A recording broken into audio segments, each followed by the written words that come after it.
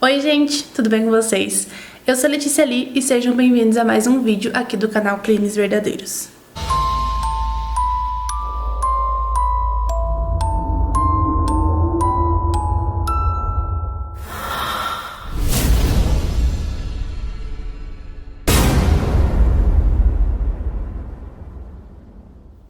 Joyce McLean nasceu em 1963 na cidade de East Millinocket, em Maine, nos Estados Unidos. Não se tem muitas informações sobre a sua infância, mas já na adolescência, com 16 anos de idade, em 1980, a Joyce era uma menina muito popular na cidade, na escola também. Ela exibia um talento musical desde muito pequena. Ela tocava saxofone principalmente, mas a mãe da Joyce disse que qualquer instrumento que ela pegasse para tocar, ela conseguia tocar só de ouvir as notas. Então a Joyce tocava saxofone na orquestra da escola que ela estudava. Ela já tinha composto até uma música própria. E ela também era líder de torcida na escola e ela também se arriscava a jogar futebol feminino em algumas temporadas na escola também. Sua família conta que ela era uma jovem muito dedicada aos estudos, a tudo que ela fazia, na verdade.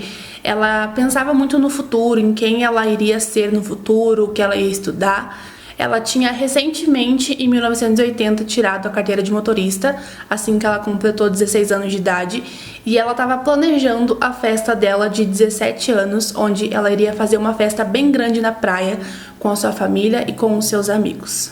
A cidade que a Joyce morava era aquela famosa cidade pacata dos Estados Unidos, principalmente na década de 80, onde não era nada perigoso, as crianças brincavam na rua a hora que fosse, os adultos também não trancavam nem as portas nem as janelas, porque realmente não tinha nenhum perigo, eles não consideravam que a cidade era perigosa de forma alguma. No dia 8 de agosto de 1980, depois de passar o dia no lago com os amigos, a Joyce resolveu fazer uma última atividade no dia dela. Ela foi correr, ela era acostumada a correr sempre, porque, como eu disse, ela era atleta e também era líder de torcida, então ela se preocupava muito com o corpo dela, com a saúde dela.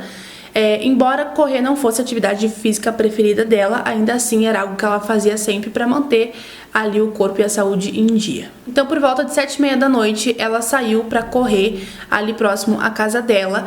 E, inclusive, ela costumava correr em volta da escola dela, num campo que tinha ali.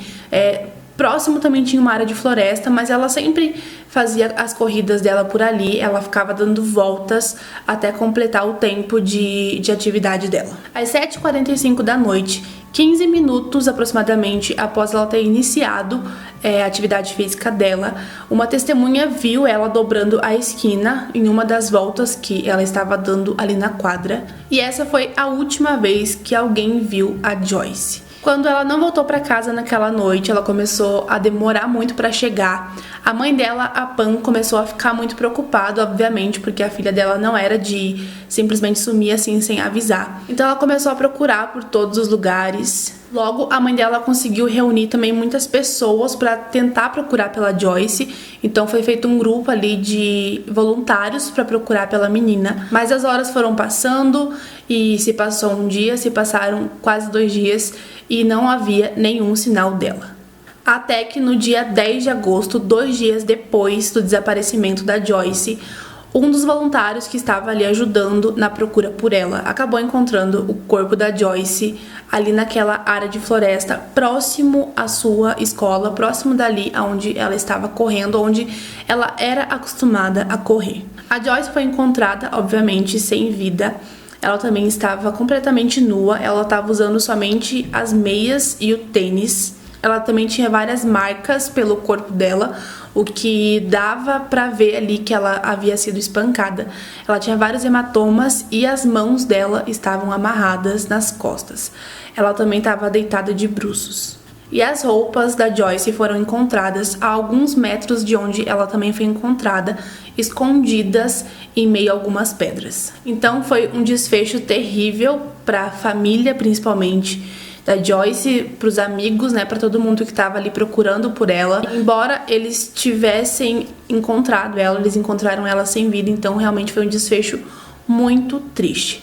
Então eles começaram a investigação, né? Passou a ser um caso de homicídio e não mais de desaparecimento. E eles começaram a investigar. Só que na mesma noite em que a Joyce desapareceu, aconteceu um outro incidente um tanto quanto estranho na cidade.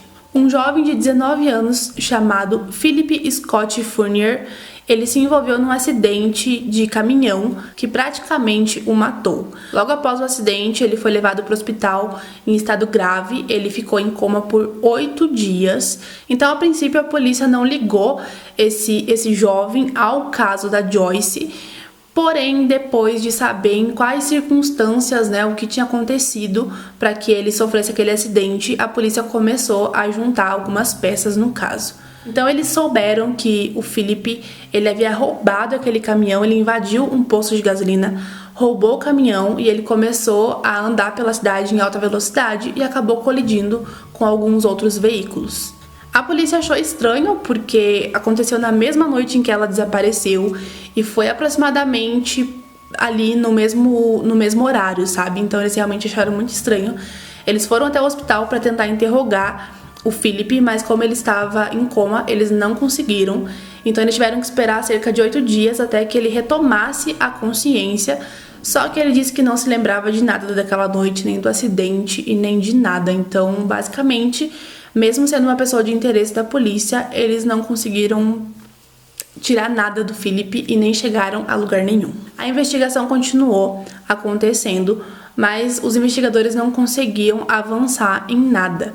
Não foi encontrado nem na Joyce, nem nas roupas dela, impressões digitais e nem DNA de ninguém. E apesar de ter sido encontrado nua, a Joyce não foi abusada. Então eles não tinham nenhum material genético de ninguém para conseguir achar o culpado. Então os investigadores até tinham alguns suspeitos, algumas pessoas de interesse. Eles também tinham algumas teorias sobre o que poderia ter acontecido com a Joyce, mas nada era muito certo.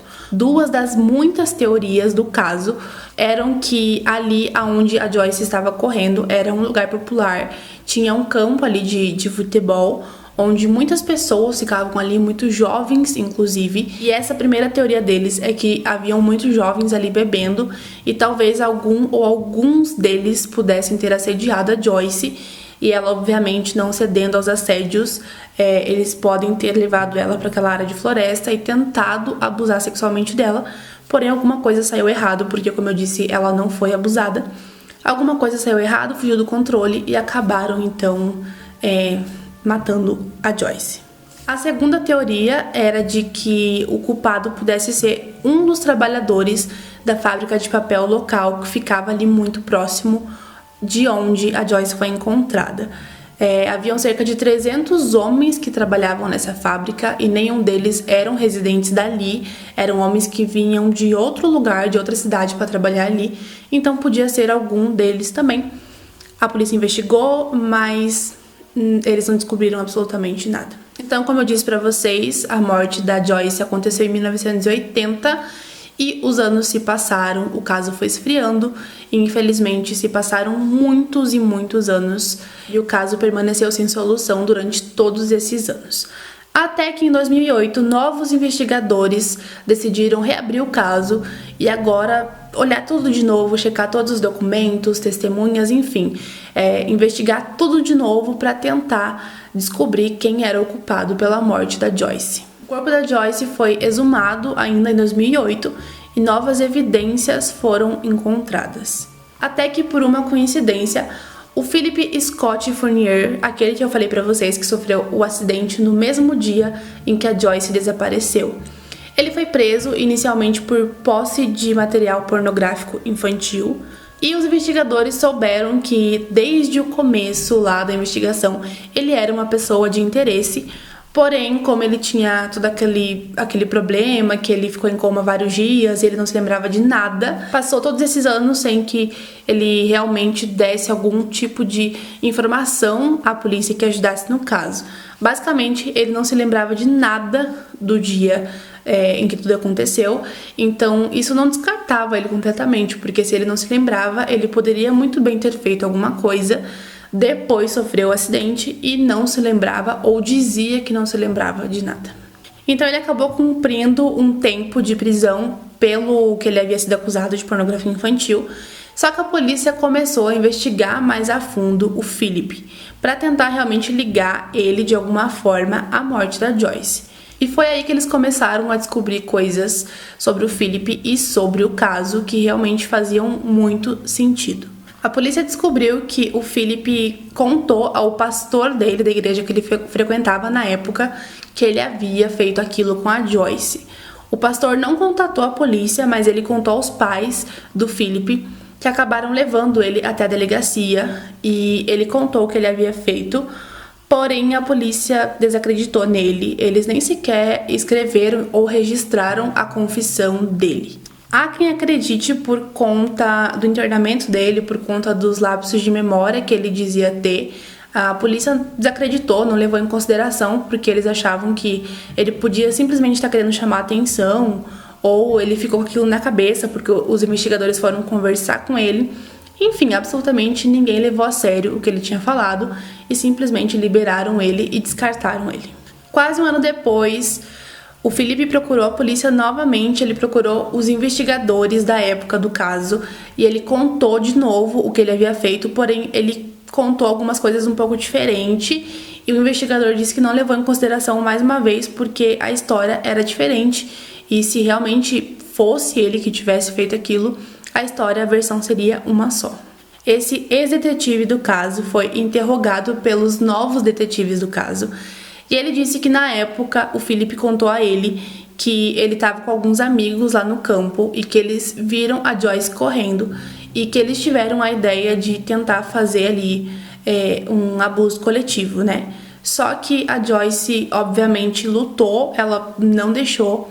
E eles ficaram muito, muito bravos quando eles perceberam que, além dela estar lutando, ela também estava naqueles dias. Então, eles escolheram a data errada, o período errado do mês, para tentar fazer aquilo com ela. Então, eles acabaram ficando com raiva e acabaram batendo bastante nela. E aí aconteceu todo o fim trágico que vocês já sabem como ela foi encontrada. Os investigadores atuais, então, questionaram o ex-investigador o porquê ele não prendeu o Philip, já que ele já havia confessado 2 vezes que ele era o autor do crime. E o ex-detetive disse que, na verdade, não batia, os detalhes que o Philip estava dizendo não batia com os detalhes da cena do crime real. Então, ele realmente achava que ele estava inventando aquilo só para chamar a atenção. Mas esses novos investigadores conversaram de novo com o Philip, interrogaram ele várias vezes e eles disseram que tem vários detalhes na cena do crime que não foi a público, ou seja, as pessoas não sabiam, só quem sabia realmente era o pessoal ali do departamento de polícia.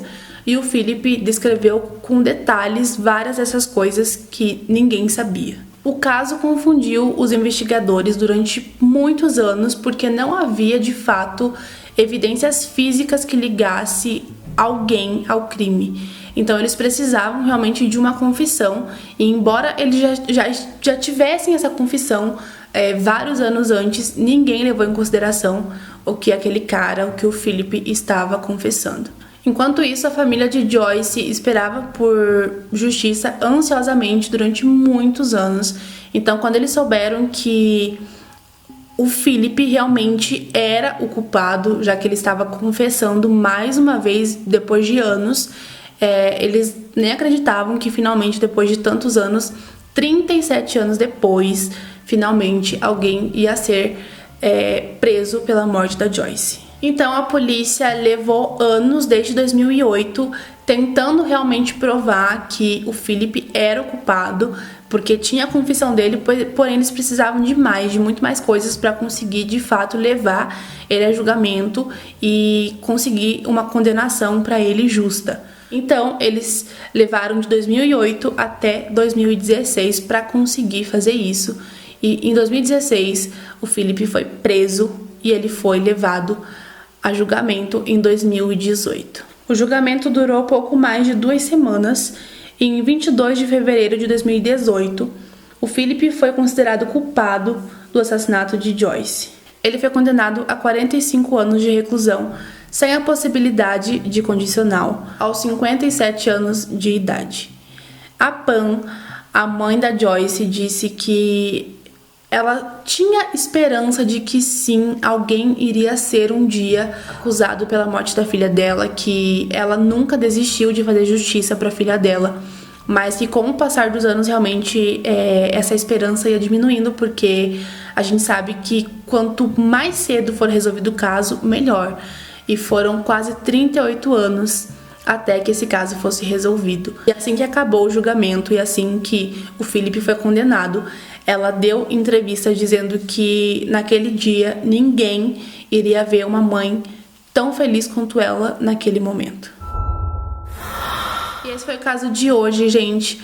O caso da Joyce, que foi solucionado quase 38 anos depois que aconteceu. É muito tempo, então esse caso prova pra gente que sim, mesmo depois de muitos anos, de várias décadas, um caso ainda pode ser solucionado. É claro que é muito mais difícil, porque as evidências, elas vão indo embora, vai ficando tudo mais difícil com o passar do tempo, mas ainda assim é possível sim solucionar um caso mesmo tantos anos depois. Deixa um like aqui pra mim se você gostou, porque isso me ajuda bastante. Se inscreve no canal se você ainda não for inscrito. Ativa o sininho também pra você não perder os próximos vídeos. Tem vídeo toda quarta e toda sexta-feira. Me segue lá no Instagram também. Inclusive, eu mudei o meu Instagram, tá? Agora o meu Instagram é Letícia Lee Oficial. Então me sigam, me acompanhem por lá também. E eu quero lembrar vocês que eu faço parte de um grupo que se chama Caçadores de Crimes. O link do grupo vai estar aqui embaixo com vários canais maravilhosos pra vocês conhecerem também, tá bom? É isso, gente. Até o próximo vídeo. Tchau!